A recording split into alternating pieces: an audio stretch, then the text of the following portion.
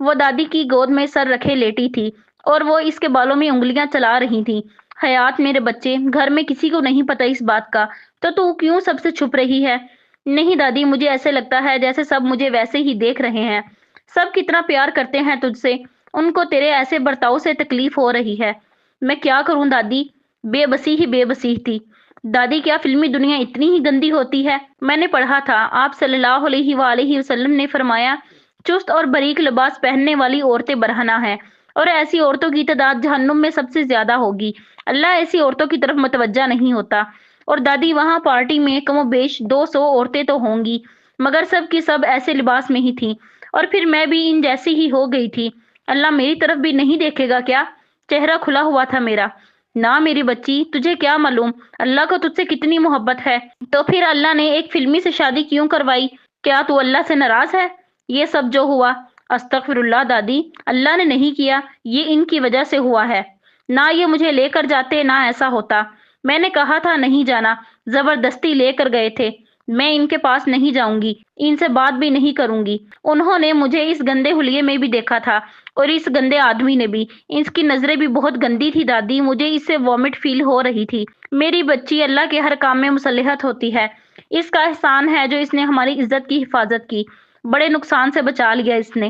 بڑا نقصان اور کون سا ہوتا دادی؟ اس گندے آدمی نے میرا گاؤن پھاڑا تھا، بیلٹ نہیں ہوتی نا تو پورا پھٹ جاتا، اور پھر اللہ مجھ سے کتنا ناراض ہوتا۔ اس کا رونا ایک بار پھر شروع ہو چکا تھا۔ ایک دادی کی محنت تھی جو اسے اس فیز سے نکالنے کی کوشش کر رہی تھی، مگر گھر کے باقی لوگوں کے سامنے وہ ابھی تک نہیں آئی تھی۔ اس کے کمرے میں کوئی آتا تو پورے طریقے سے خود کو ڈھانپ کر سوتی بن جاتی۔ سب گھر والے پریشان تھے اس کے اس برتاؤ سے۔ منال سے بھی اب تک اس کی ملاقات نہیں ہوئی تھی۔ وہ چل پھر نہیں پا رہی تھی اور وہ ملنا بھی نہیں چاہتی تھی، اور اس کا یہ حال کب تک رہنا تھا کچھ پتا نہیں تھا۔ تمہاری ہمت کیسی ہوئی یہاں آنے کی؟ فرحان صدیقی کی دھاڑ پر احمد بھاگتا ہوا باہر آیا تھا اور اسے دیکھ کر ہی آپا کھو چکا تھا۔ یہاں سے دفع ہو جاؤ نوفل احمد، اور طلاق کے پیپر سائن کر کے دو۔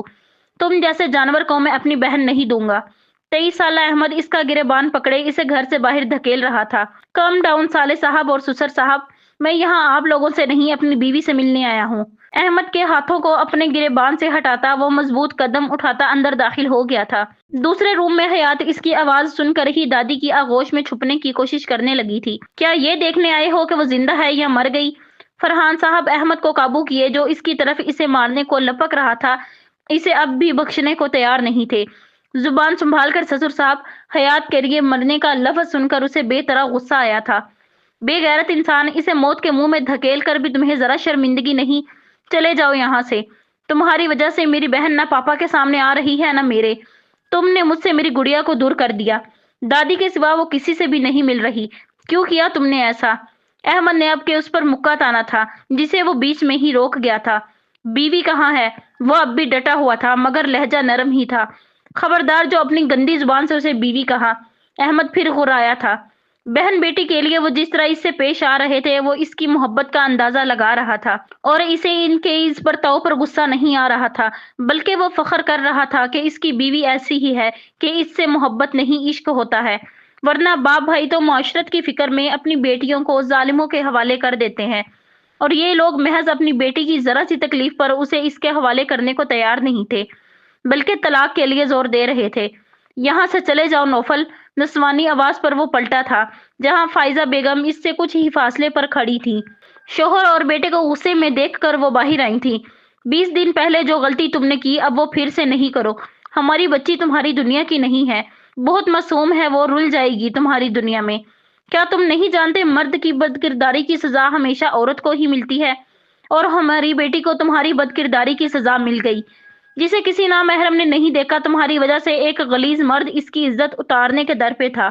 تمہارا بدلہ وہ ہماری بچی سے لے رہا تھا کیونکہ وہ تمہاری بیوی تھی۔ صرف غیر مرد کے چھونے سے اس کی ایسی حالت کر دی، آگے تمہارے گناہوں کی وجہ سے تو وہ مر ہی جائے گی۔ چھوڑ دو ہماری بچی کا پیچھا، اور جس منال کے غصے میں تم نے یہ کیا تھا وہ بھی تمہاری وجہ سے موت کے منہ سے نکل کر آئی ہے۔ ہماری دونوں بیٹیوں کو تم نے مارنے میں کوئی کسر نہیں چھوڑی۔ تم چلے جاؤ ہماری بچی کو آزاد کر کے، جینے دو اسے۔ جو اس کے ساتھ ہوتے ہوتے رہ گیا اس کی تو اسے سمجھ بھی نہیں ہے۔ इनके अपने सामने जुड़े हाथों को देखकर इसने अपनी आंखें जोर से बंद करके दोबारा खोली थी। कितना तकलीफदायक था ये सुनना कि इसकी बदकिरदारी की सजा इसकी बीवी को दागदार कर रही है। क्या वो वाकई बदकिरदार है? मगर कैसे? ठीक है, जो आप लोग कहेंगे कर दूंगा, मगर इससे पहले मैं अपनी बीवी से मिलना चाहता हूँ। इसकी फिर से इसी गिरदान पर अहमद इसकी तरफ बढ़ा था, जिसे फाइजा बेगम ने रोक दिया था। क्या तुम फिर से इसे धमकाओगे? नहीं, ठीक है, वो सामने वाले कमरे में है, मगर तुम इससे अकेले में नहीं मिलोगी। इसकी दादी इसके साथ हैं। इन्हीं के सामने बात करना जो भी है, हम तुम पर यकीन नहीं करते। फाइजा बेगम की बात पर इसने महज सर हिलाने पर इक्तफा किया था और हयात के रूम की तरफ बढ़ गया था। दस्तक देकर वो अंदर आया था। हयात उसे देखकर चादर में पूरी तरह खुद को छुपा चुकी थी। दादी, इनसे कहें जाएं यहाँ से, मुझे इनसे बात नहीं करनी। इनसे कहें मुझे ना देखे। 5 दिन बाद भी इसकी आवाज में वही खौफ, वही तकलीफ महसूस करके इसके दिल में भी दर्द की चुभन हुई थी। सबकी तरह दादी ने इससे मुंह नहीं मोड़ा था।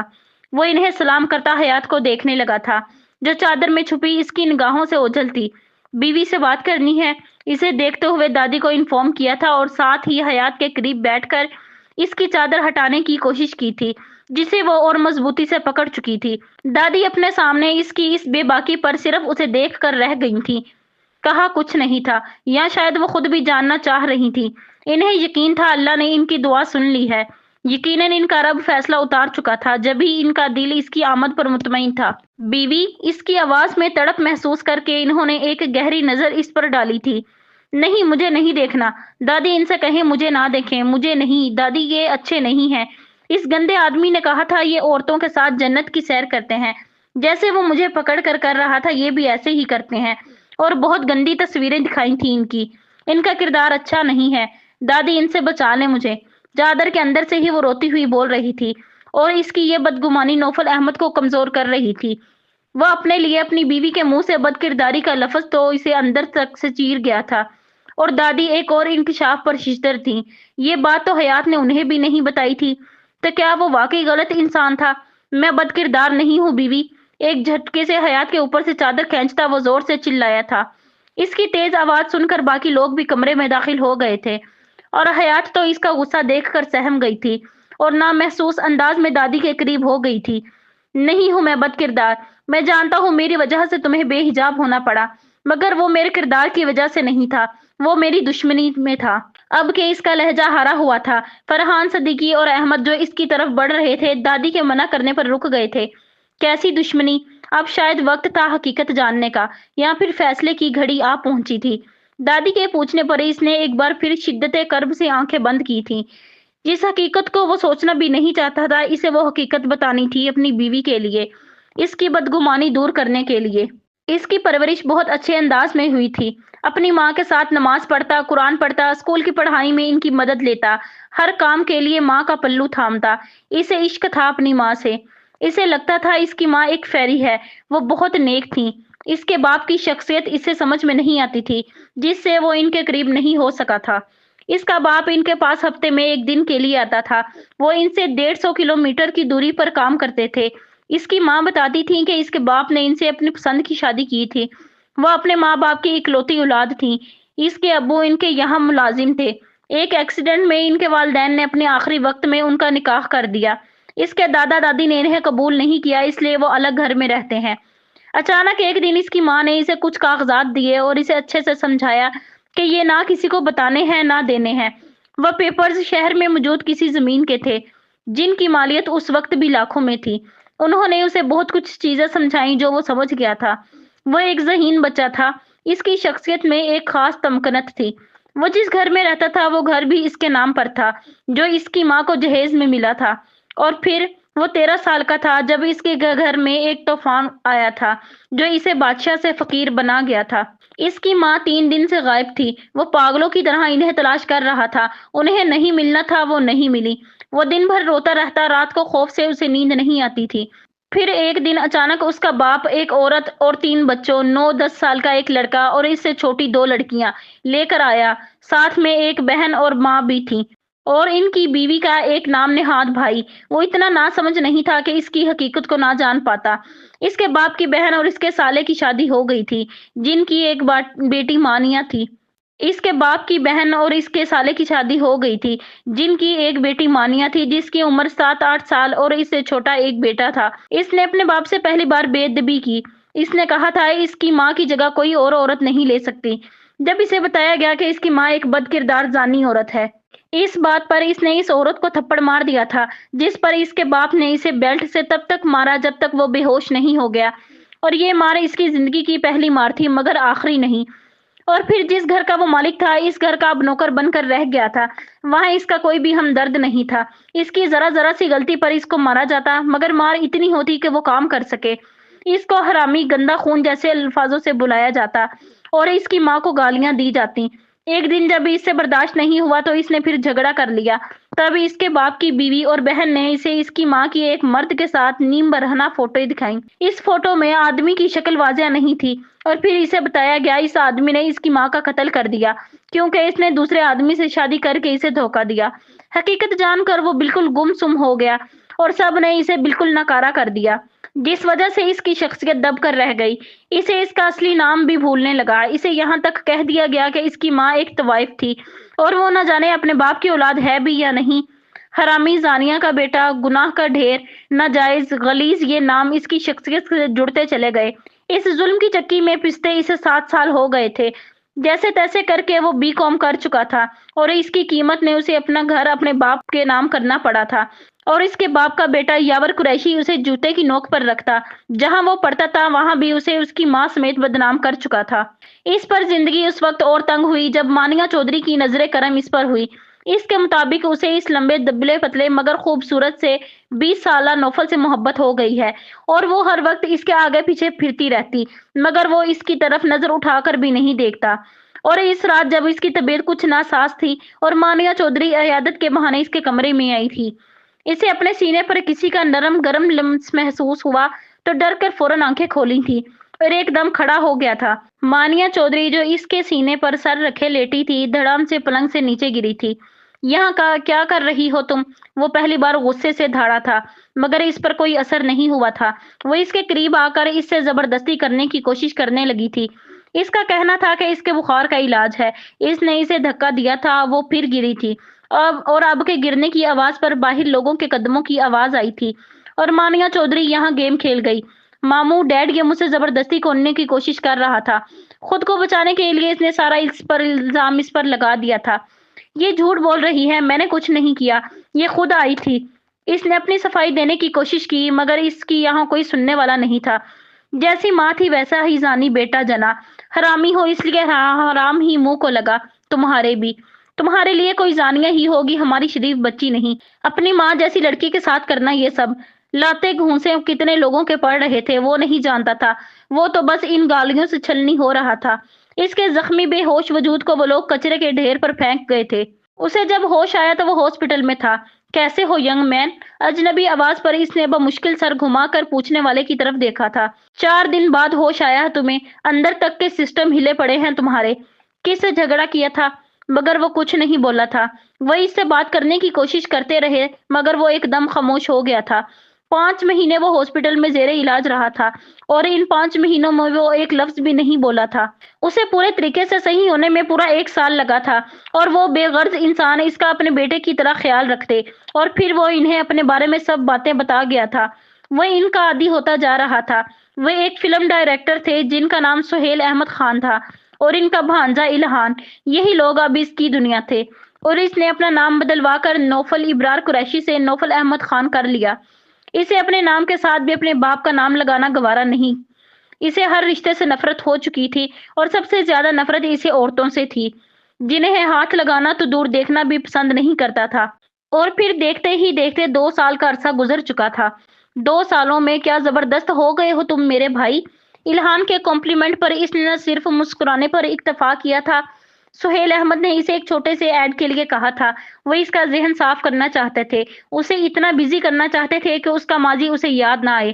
ایک بات تو بتاؤ، تم پراپرٹی پیپرز اور اپنے رزلٹ کیسے لائے تھے؟ ماموں نے مجھے نہیں بتایا۔ الہان کے پوچھنے پر اسے وہ دن یاد آیا تھا جب وہ سہیل احمد کے کہنے پر 1 سال پہلے اپنے گھر گیا تھا۔ تمہاری ہمت کیسے ہوئی یہاں دوبارہ قدم رکھنے کی؟ یاور قریشی اسے دھکا دیتے ہوئے بولا تھا۔ سامنے سے ہٹو، میں اپنے رزلٹ لینے آیا ہوں۔ एक साल में इसमें बहुत कॉन्फिडेंट आ चुका था और ये सारा कमाल सुहेल अहमद यानी इसके पापा का था। ओह! तो लफंगे में इतनी हिम्मत आ गई है। यावर कुरैशी इसके सीने पर थप्पड़ मारते हुए बोला, रास्ते से हटो। इसने फिर इसे हटाया और धक्का देता अंदर दाखिल हो गया था।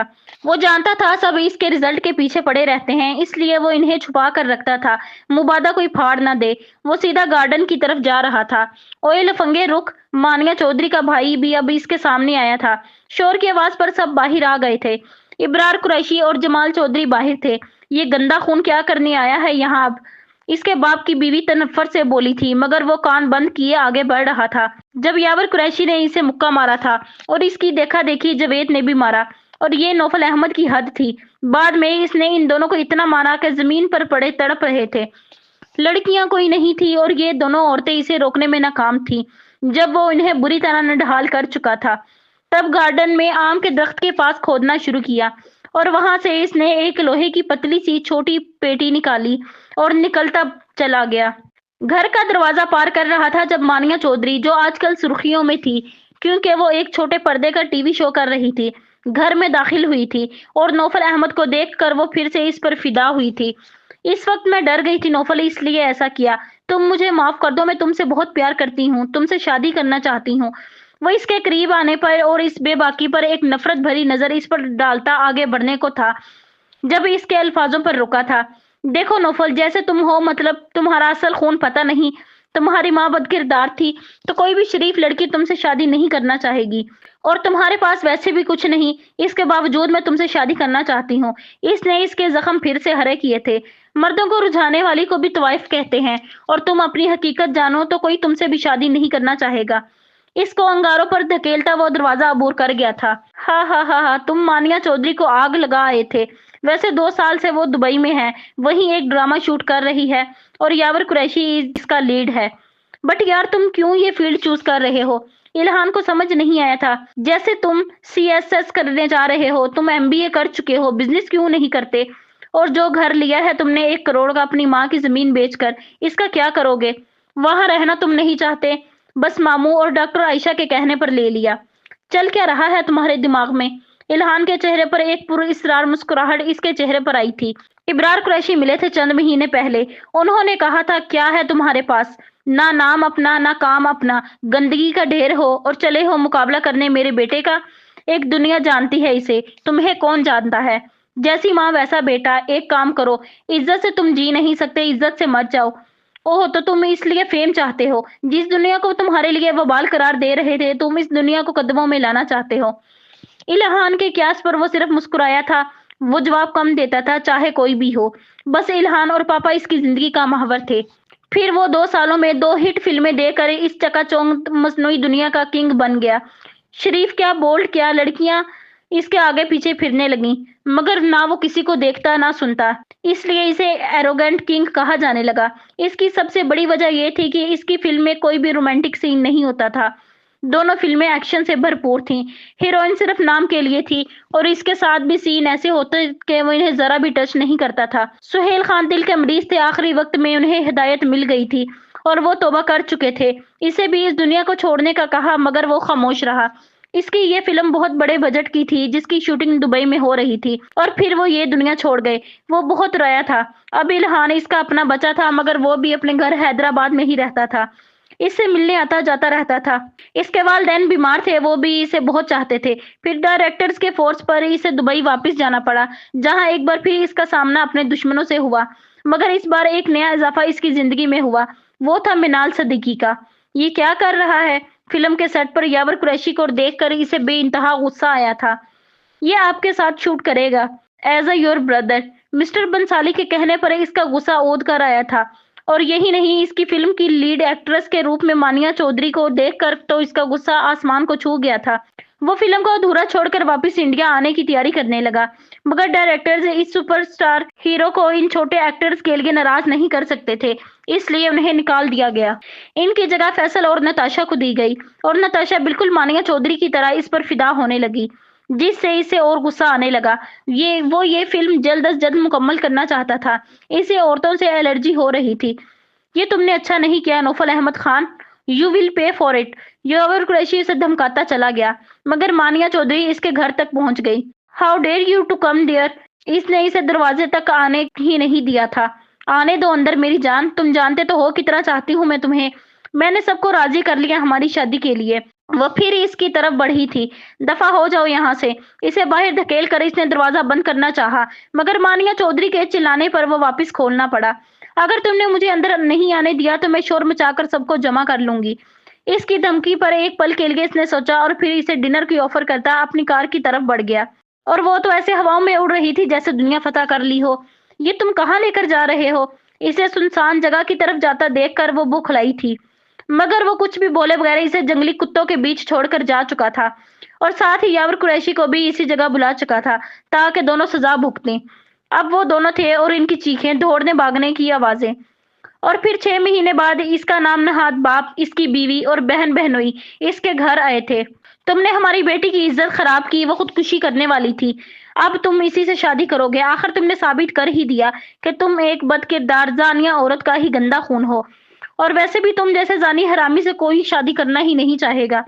इन लोगों की फनकार पर इसने कोई रिएक्शन नहीं दिया था, गोया वो इससे मुखातिब ही नहीं है। मगर एक बात इसके जहन में अटक गई थी कि कोई शरीफ लड़की इससे शादी नहीं कर सकती। इसने कभी औरत के बारे में नहीं सोचा था, मगर बार बार इस ताने ने इसे कुछ सोचने पर मजबूर कर दिया था। ये देखो तुम्हारी बदकिरदारी का सबूत। इतनी औरतों के साथ तुम्हारे ताल्लुकात हैं, फिर भी हम तुम जैसे कमी कमीन से अपनी बेटी की शादी करना चाहते हैं। अगर तुमने इनकार किया तो ये फोटो सोशल मीडिया पर डाल दी जाएंगी, फिर तुम्हारा नाम इज्जत सब मिट्टी में तुम्हारी जात की तरह। वो जानता था कि ये फोटो एडिट की गई हैं, बस पता लगाना था कि किसका काम है, और वो ये काम अतीक और फैसल को सौंप चुका था। और फिर उसे याद आया था जब वो दुबई के एक कॉलेज में एज अ चीफ गेस्ट गया था। पूरा कॉलेज इसका फैन था, मगर वो जो ठिठका था वो इस लड़की का इसे टुकटकी बांदरे देखना था, जो एक किनारे पर खड़ी इर्द गिर्द से बेनियाज इसी को देखे जा रही थी। इसकी आंखों में हवस नहीं थी, बेयकीनी थी। वो सर झटकता आगे बढ़ गया था।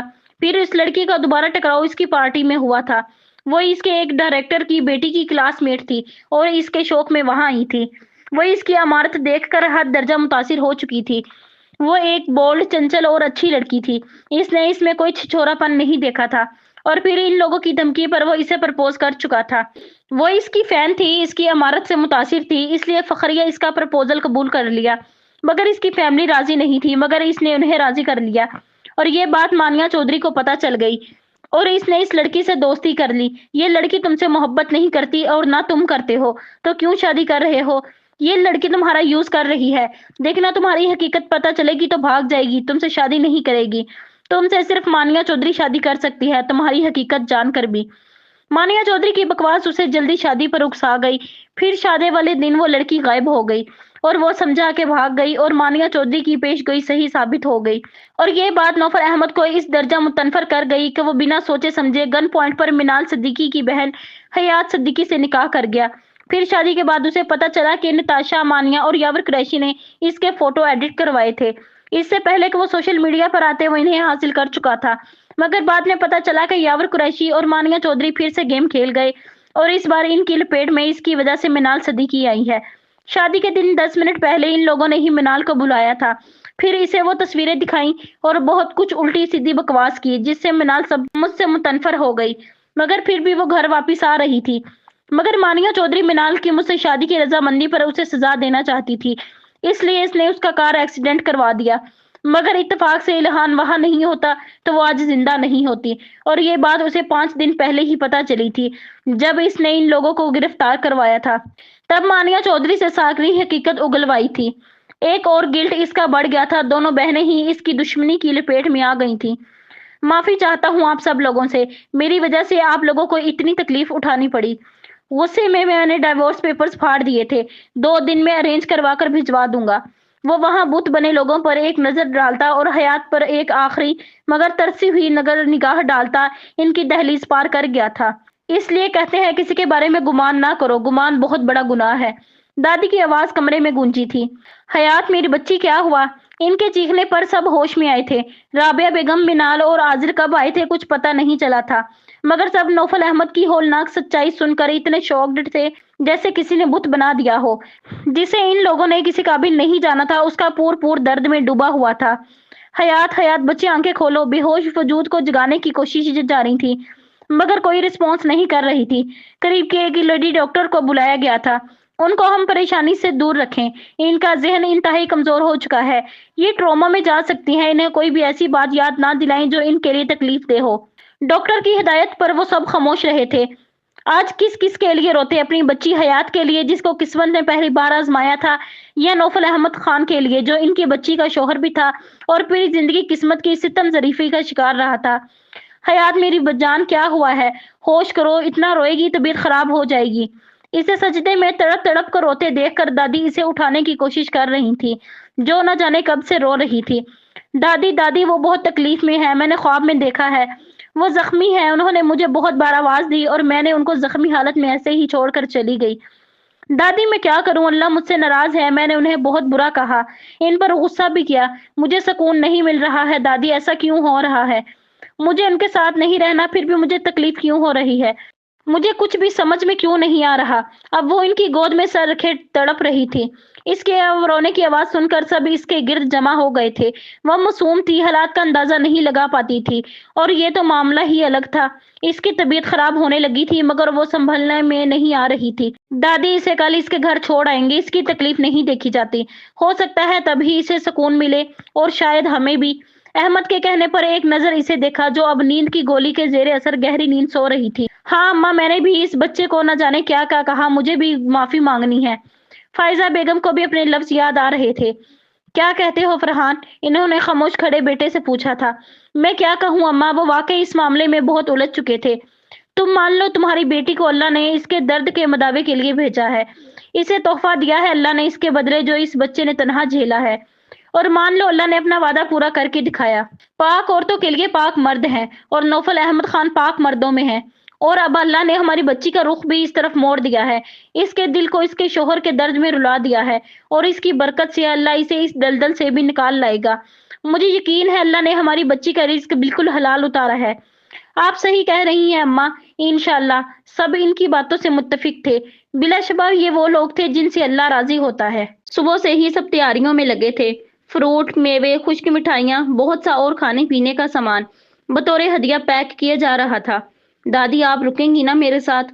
ہر کوئی خوش تھا، بس حیات میڈم کے چہرے کی ہوائیاں اڑی ہوئی تھیں۔ ہم کیوں رکیں گے بھلا؟ دادی کی بجائے احمد نے جواب دیا جو صبح سے ہی اسے تنگ کیے جا رہا تھا۔ بھائی، وہ منمنائی تھی، احمد نہ ستا میری بچی کو۔ اسے پکڑ کر پاس بٹھایا تھا اور اس کے بالوں میں انگلیاں چلاتے ہوئے اس کے خدشات جاننے کی کوشش کی تھی۔ اتنا ہوا تھا کہ وہ نوفل احمد خان کا درد جاننے کے بعد اپنی تکلیف میں کمی محسوس کر رہی تھی اور پہلے کی طرح سب سے باتیں بھی کر رہی تھی، مگر نوفل احمد کے سامنے آنے سے وہ اب بھی گریزاں تھی۔ آپ کو پتہ نہیں دادی، وہ جیسے دکھتے ہیں نا ویسے بالکل بھی نہیں ہے۔ تو پھر کیسے ہیں؟ احمد نے نکتہ اٹھایا۔ سب کے سامنے گود میں اٹھا کر لے گئے تھے جیسے میں کوئی بچی ہوں، اور کہا کہ سارے شوہر اٹھاتے ہیں۔ مما کو کب اٹھایا پاپا نے؟ اس کی شکایت پر دادی کو یقین نہیں تھا کہ ان کی پوتی اس مواقع میں کم فہمی اور اپنی اس معصومیت سے اپنے شوہر کو سب کے سامنے بہت شرمندہ کرنے والی ہے۔ وہ سوچ چکی تھیں کہ انہیں نوفل سے خود بات کرنی پڑے گی اور اس کی آنکھوں میں اپنی پوتی کے لیے پیار اور احترام تو وہ دیکھ ہی چکی تھیں۔ اللہ اکبر، ان کے تو ہاتھوں میں درد ہو گیا ہوگا۔ کیوں؟ اس نے بھویں چکا کر ہنستے ہوئے احمد کی طرف دیکھا۔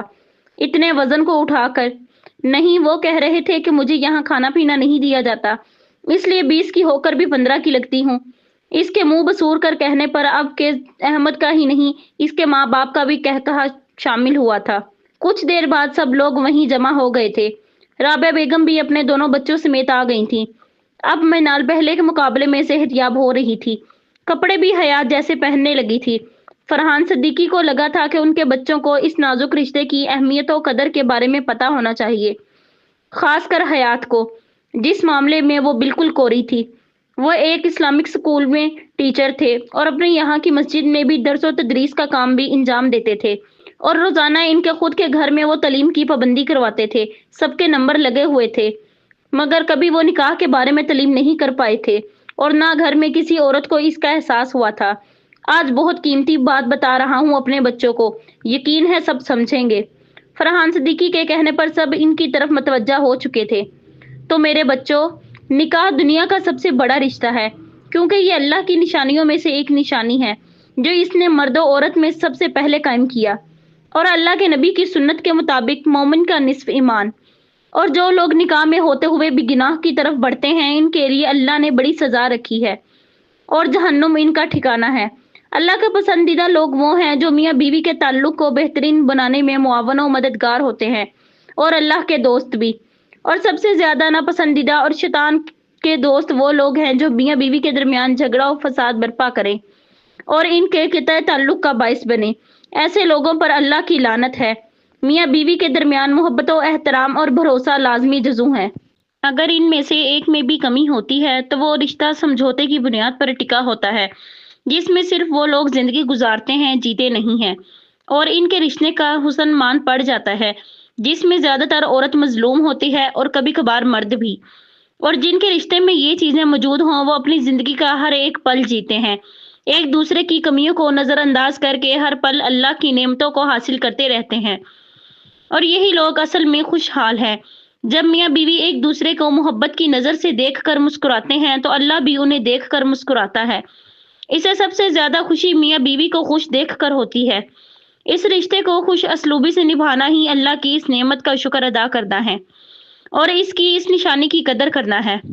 آپ صلی اللہ علیہ وآلہ وسلم سے مجمع میں پوچھا گیا، آپ کو سب سے زیادہ محبت کس سے ہے؟ فوراً جواب دیا، عائشہ سے۔ اور ایک مرتبہ راستے میں تیزی سے چل کر گئے اور اماں عائشہ کو گلے لگا لیا۔ آخری وقت میں ان کا سر مبارک اماں عائشہ کی گود میں تھا۔ تو میرے بچوں، یہ واحد رشتہ ہے جس میں اللہ نے ہر فعل کو سکون کا باعث اور باعث ثواب بنایا ہے۔ بس اللہ کی طے کردہ حدود کا خیال رکھا جائے، اور جس فعل کے کرنے کی سختی سے ممانعت ہے اس کے قریب بھی نہ جایا جائے۔ تو میرے بچوں، اپنے ایمان کی حفاظت کرو، اور نکاح ایمان کو بچانے کا بہترین تحفہ ہے جو تمہیں حرام سے بچاتا ہے۔ ایک بزرگ نے فرمایا، جب تم میں حرام داخل ہوتا ہے تمہارے اندر سے ایمان نکل جاتا ہے۔ حرام اور ایمان ایک جسم میں ایک ساتھ داخل نہیں ہو سکتے، ایک داخل ہوگا تو دوسرا نکل جائے گا۔ پھر کیا مومن کیا کافر؟ اور میاں بیوی کا رشتہ نصف ایمان ہے۔ ایک دوسرے کی بات مانو، ایک دوسرے کا احترام کرو، ایک دوسرے سے محبت کرو، ایک دوسرے پر بھروسہ کرو، فیصلہ لو تو باہمی مشورے سے، ایک دوسرے میں کمی دیکھو تو نرمی سے دور کرنے کی کوشش کرو، ایک دوسرے کی ستر پوشی کرو۔ تنہائی کی باتوں کو دوسروں کے سامنے کرنے والا زانی ہے، تو اس بڑے گناہ سے خود کی حفاظت کرو۔ ایک دوسرے سے محبت کا اظہار کرتے رہا کرو، کیونکہ اس سے تمہارے رشتے کی تازگی برقرار رہتی ہے۔ ان کے چاروں بچے دم سادے انہیں سن رہے تھے، اور دادی اپنے بیٹے کی عقل مندی کو داد دیے بغیر نہیں رہی تھی، جس نے بہت صحیح طریقے سے صحیح وقت صحیح بات اپنے بچوں کو بتلائی تھی۔ اور اماں، آپ نے میرے لیے بہترین ہمسفر کا انتخاب کیا ہے، جو میرے لیے واقعی میرا نصف ایمان ہے اور اللہ کی بڑی نعمتوں میں سے ایک نعمت، اور مجھے اس نعمت سے بہت محبت ہے۔ اور پہلی بار انہوں نے سب کے سامنے اپنی بیوی سے اظہار محبت کر کے نہ صرف ایک سنت ادا کی تھی، بلکہ انہیں اس رشتے کی خوبصورتی کا بھی ادراک کروایا تھا۔ سبھی بچے کچھ نہ کچھ جانتے تھے، ایک بس حیات ہی اس معاملے میں نابلد تھی۔ 17 سال کی عمر تک احمد بھی ویسا ہی تھا۔ باہر نکلنے کی وجہ سے اس کے علم میں اضافہ ہوا تھا، مگر حیات نے نہ باہر کی دنیا دیکھی تھی، نہ ان معاملات میں اسے دلچسپی تھی، مگر اپنے باپ کی زبانی اور اللہ کی ایسی بڑی نشانی کا سبب جان کر اس کی سوچوں کے نئے در کھلے تھے۔ اب دیکھنا تھا اس کا یہ علم کیا رنگ لاتا، مگر اس کے اندر کی گھٹن کم ہوئی تھی، کیونکہ وہ اللہ کو راضی کرنے والی بندی تھی، جو اللہ کی رضا جان کر کچھ بھی کرنے کو تیار رہتی۔ اور بے شک یہ گھرانہ اللہ کے پسندیدہ بندوں کا تھا، جہاں مسائل کو بتانے میں کوئی شرم و حیا کو بیچ میں نہیں لایا جاتا تھا۔ آپ صلی اللہ علیہ وآلہ وسلم کا فرمان تھا، مسائل جاننے میں شرم و حیا کو بیچ میں نہ لاؤ، اگر اس کی وجہ سے تم میں سے کوئی کوتاہی ہو جائے تو تم گناہ گاروں میں ہو۔ وہ خود اپنے صحابہ اور صحابیات اور اپنی بیٹیوں کو تمام مسائل سمجھایا کرتے تھے۔ سر، کیا جواب دوں منصالی صاحب کو؟ وہ اگلی فلم سائن کرنا چاہتے ہیں آپ کے ساتھ۔ اس گھر کا ایڈریس مانگ رہے تھے، دے دوں؟ عتیق کے بتانے پر اس کا سر نفی میں ہلا تھا۔ اس گھر کا ایڈریس کسی کو بھی نہیں پتہ چلنا چاہیے عتیق، اور منع کر دو، اب میں کوئی فلم سائن نہیں کرنی۔ اس کے دو ٹوک انکار پر وہ حیران ہوا تھا۔ مگر سر، اٹس اوور عتیق، آج شام کی فلائٹ سے میں انگلینڈ جا رہا ہوں، کسی کو خبر نہیں ہونی چاہیے۔ ٹکٹ کنفرم کرواتا وہ اسے ہدایت دے رہا تھا۔ فون کی رنگ ٹون پر الہان کی کال ریسیو کرتا وہ گاڑی میں بیٹھ چکا تھا۔ مہمان تمہارے ہیں، تم خود ہینڈل کرو، تم جانتے ہو فارمیلٹی نہیں کر سکتا میں۔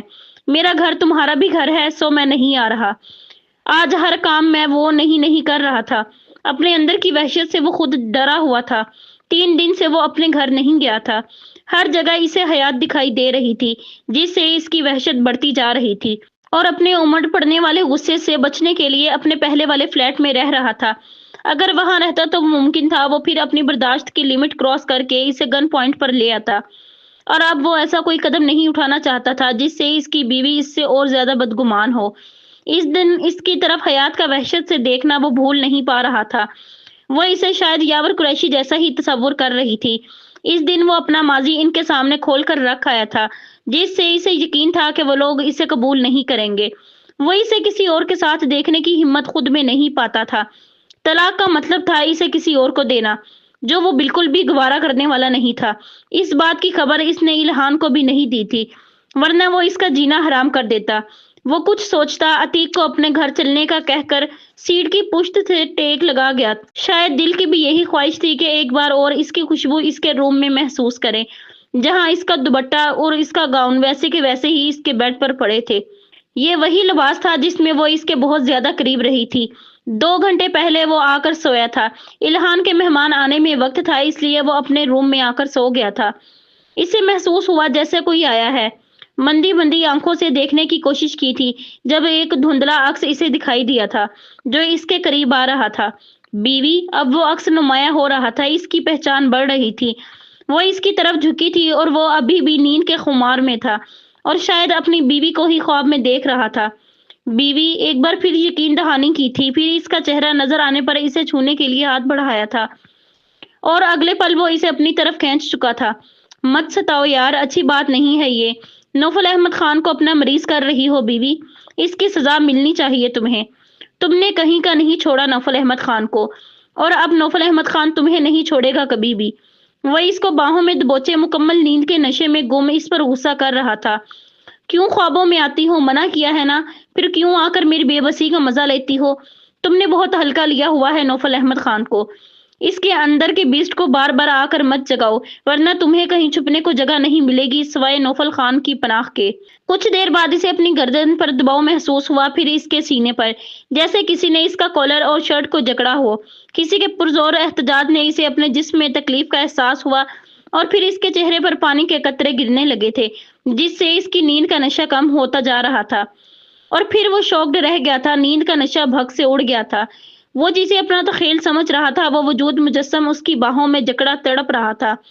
اس نے اپنا چہرہ دور کر کے اسے دیکھا تھا، جو پوری طرح کانپ رہی تھی اور بالکل ٹھنڈی پڑتی جا رہی تھی۔ بیوی! وہ اسے ایسے ہی باہوں میں لیے اٹھ بیٹھا تھا۔ اس کی شدتوں سے وہ بالکل نڈھال ہو گئی تھی۔ وہ سسکتی گہرے گہرے سانس لے رہی تھی۔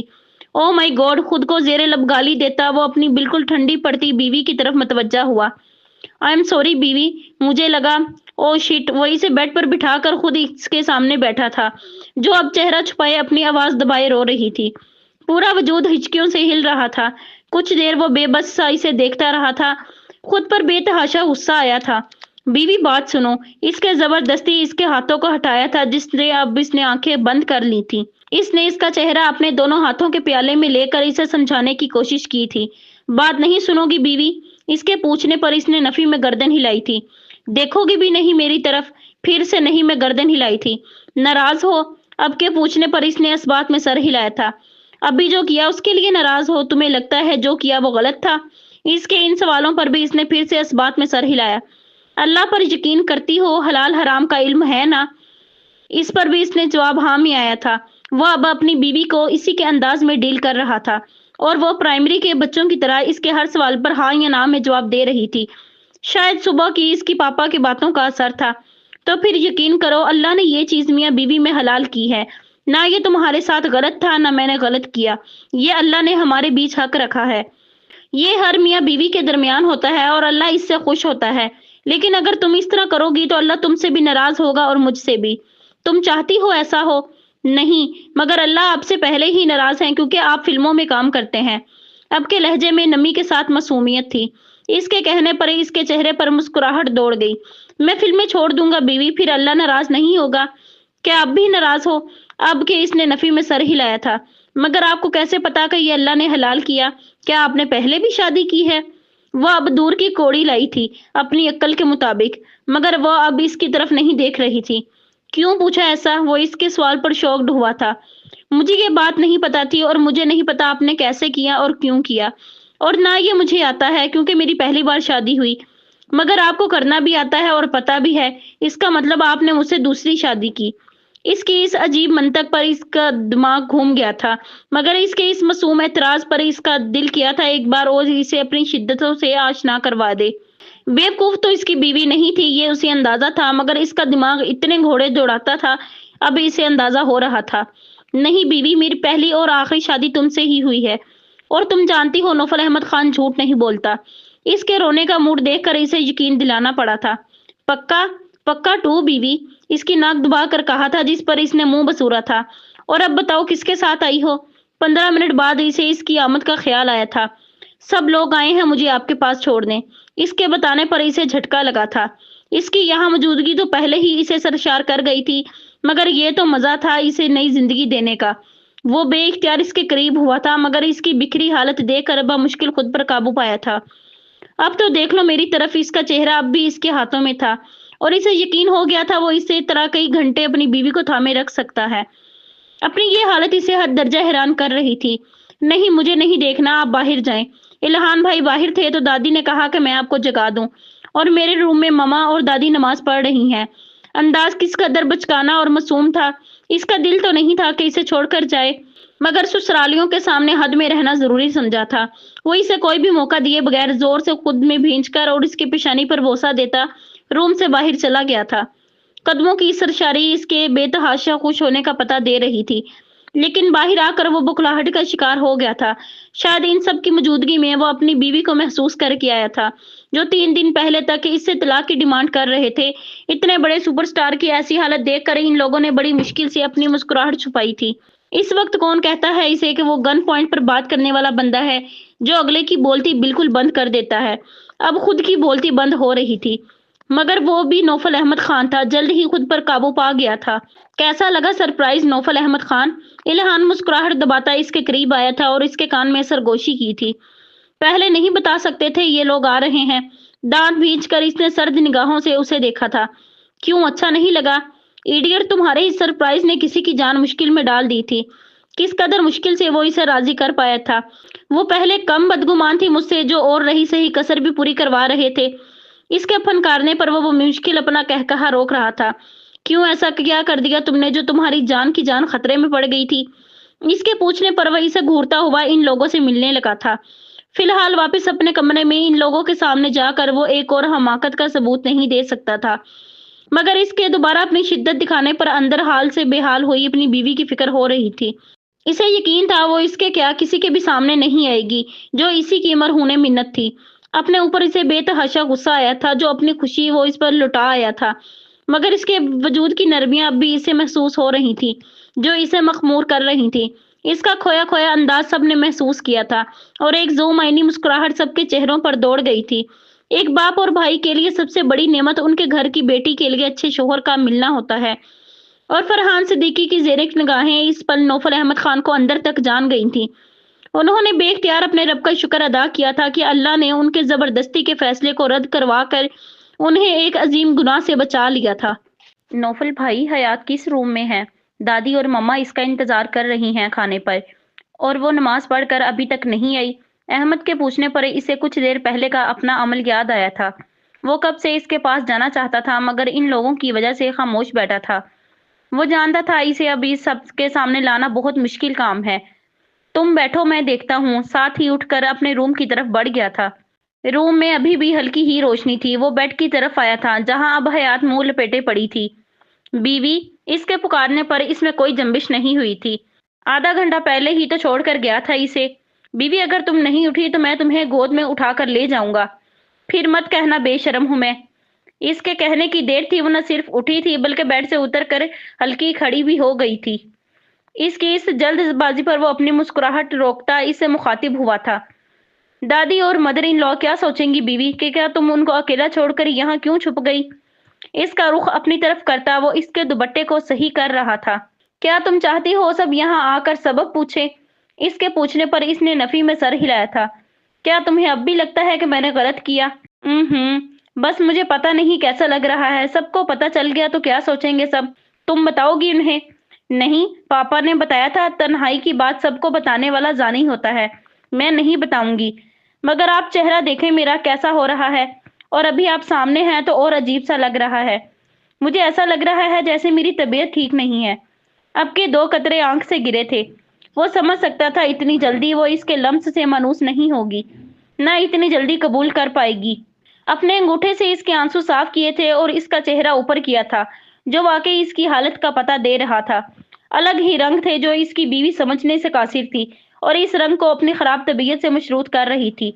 और इसकी यही मासूमियत तो नौफल अहमद खान का असासा थी। इसकी सारी तकलीफों का समर, अपनी शिद्दतें लुटाने से कितनी मुश्किल से खुद को रोका था इसने। ओके मेरी तरफ देखो। इसके कहने पर नजर इसकी तरफ उठाई थी जो सारे जहां की नरमियां समोए इसे देख रहा था। कोई नहीं समझेगा बीवी।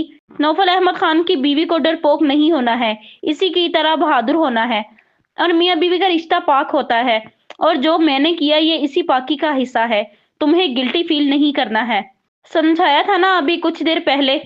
इसका चेहरा थपथपाता वो इसे जैसे तसल्ली दे रहा था। इसके लिए इसका तहम्मुल कमाल था या यही चीज नौफल अहमद खान की मोहब्बत थी? तो फिर आप वहां नहीं आएंगे और मुझे देखेंगे भी नहीं, ठीक है? इसकी डिमांड पर इसका दिल चाहा कोई दिल फ्रेज जवाब दे इसे। फिर इसका बौखलाना, शर्माना और छिपना एंजॉय करे। मगर मेहमानों की वजह से मजबूर था। इसकी बात मानते ही बना। खाने के बाद सब लोग केलोला कर रहे थे। जब दादी को नौफल अहमद खान से बातें करने का मौका मिला था और वो खुद इनके पास आया था, जब वो इसे हयात के बारे में बताने लगी थी। मैं जब मदरसा में पढ़ती थी उस वक्त हमारे एक उस्ताद ने कहा था कि एक बच्चे की तरबियत करने के लिए इसके माँ बाप की तरबियत 20 साल पहले से करनी पड़ती है। और तरबियत ही इंसान को मासूम फरिश्ता या शैतान बनाती है। हमारी एक पड़ोसन थी, उन्होंने कहा था, आज के दौर में आप चाहे जितनी कोशिश कर लें, अपने बच्चों को सारी बुराइयों से नहीं बचा सकते। एक ने कहा था 10-12 साल के बच्चों को आज जिंदगी का हर राज पता होता है, इसलिए वो लोग हमारी अच्छी तरबियत के बावजूद गुनाहों में मुलव्विस हो जाते हैं।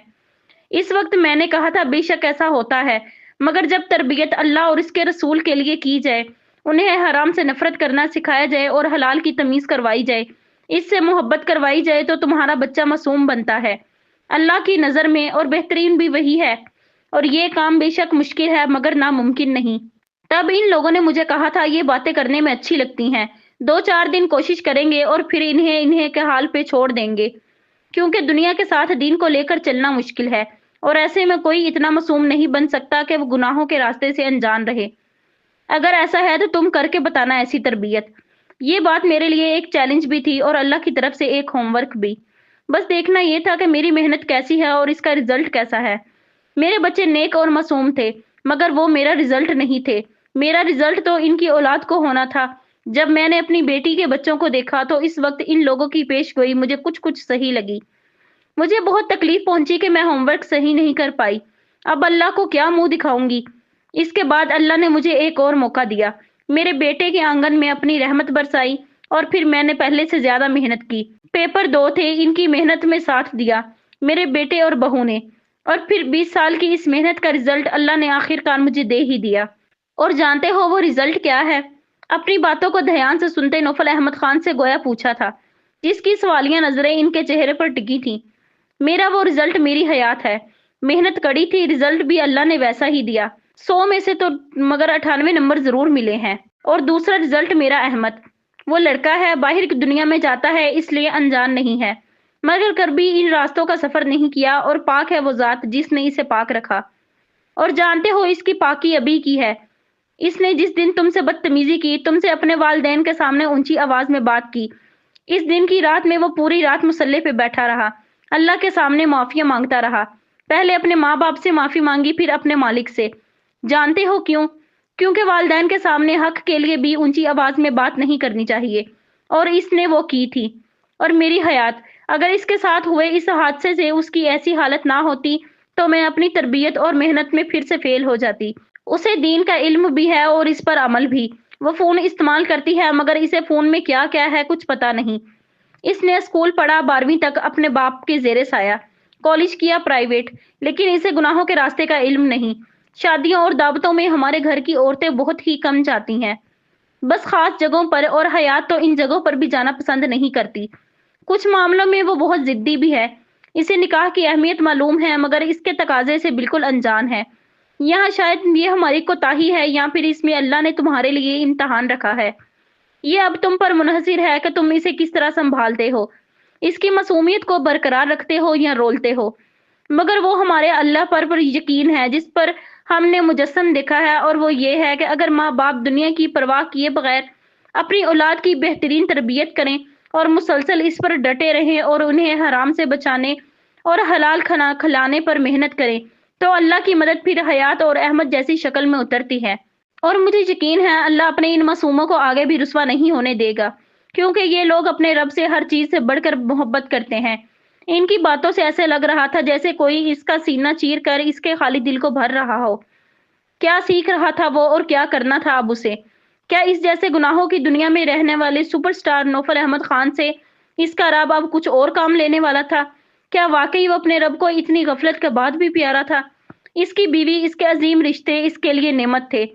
और हाँ, हो सकता है क्या, मुझे यकीन है इसकी इस लाइल्मी से तुम्हें हमारे सामने और या तुम्हारे और रिश्तों के सामने शर्मिंदगी उठानी पड़े। जैसे तुम इसे किसी के भी सामने गोद में उठाकर ले जाते हो, और इसे हनीमून किस मुल्क का पूछ पूछ कर इसने हमारा दिमाग खाली करने की कोशिश की, वहां लेकर जाना चाहते हो, और आगे भी पता नहीं क्या। अब के वो हैरान होकर इन्हें देखने लगा था। अगर वो नौफल अहमद खान ना होता तो यकीनन शर्म से मुंह छुपा रहा होता, क्योंकि अब वो अपनी हैरानी को छुपाकर ढटाई से मुस्कुरा रहा था।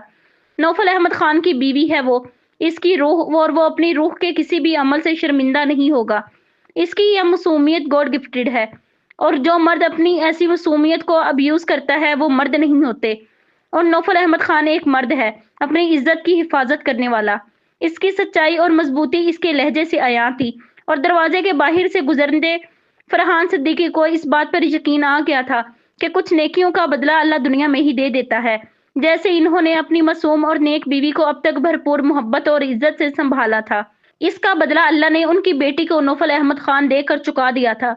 और बेशक तुम जो बोते हो वही काटते हो, और यकीन रखो इंसान किसी भी फसल का बीज एक ही होता है, मगर इस एक बीज से कई बीज बनते हैं। जैसे माजी में नेकियां की तो तुम्हारी तरफ इन नेकियों को कई गुना बढ़ाकर भेजा जाएगा, और ऐसा ही मामला बुराई का है। तुम अगर जानी और जालिम शोहर हो तो तुम्हारी बेटी का शोहर भी तुमसे बड़ा जानी और जालिम होगा, और ऐसा ही मामला तुम्हारे बेहतरीन शोहर होने का है, और इसका बदल तुम्हारी बेटी को तुमसे भी बेहतरीन शोहर देकर चुका दिया जाएगा। आपकी बेटियों की खुशियां और गम आपके अपने अमल की मरहूने मिन्नत है। कितनी ही देर तक वो इनसे हयात की बातें करता रहा था, और इसके इतना खालिस होने पर इसे खुद पर शर्मिंदगी हुई थी। बेशक वो जना और शराब के करीब भी नहीं गया था, मगर इसने 3 सालों तक हराम जिंदगी गुजारी थी, और सबसे बड़ा गुनाह इसने 15 सालों में एक बार भी अपने रब को याद नहीं किया था। वो दुनिया के साथ साथ दुनिया बनाने वाले से भी नाराज हो गया था। उसे याद आया था कि आज वो इंडिया छोड़कर जाने वाला था। अगर इल्हान को इसके जाने का पता नहीं चलता और वो इसके ससुरालियों को नहीं बताता, तो वो लोग जो कल आने वाले थे आज नहीं आते, और वो फिर से एक बार अंधेरों में गुम हो जाता। और आज इसे अपनी 15 सालों की गफलत भरी जिंदगी का शिद्दत से एहसास हुआ था। क्या वो अपनी बीवी के काबिल था?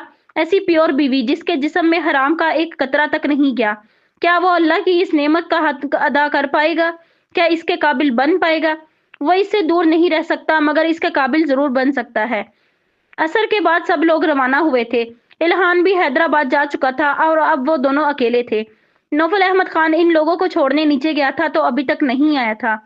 वो मगरिब की नमाज पढ़कर चाय पी रही थी। दादी और मम्मा इसे बहुत कुछ समझा कर गई थी, जिन्हें सोचती वो चाय के सिप ले रही थी। इसे नौफल अहमद के आने की भी खबर नहीं हुई थी। गलत बात है ना बीवी, अकेले अकेले चाय पीना। नौफल अहमद की आवाज पर उसे फंदा लगा था।